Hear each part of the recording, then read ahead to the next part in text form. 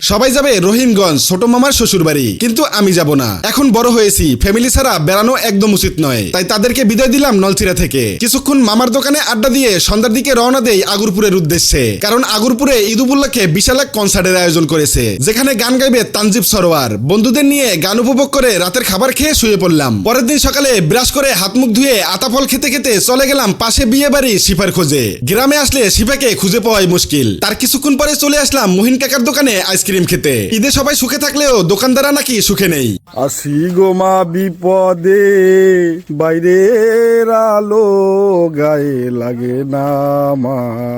কিছুক্ষণ পরে হাঁটতে হাঁটতে চলে আসলাম বাসায়।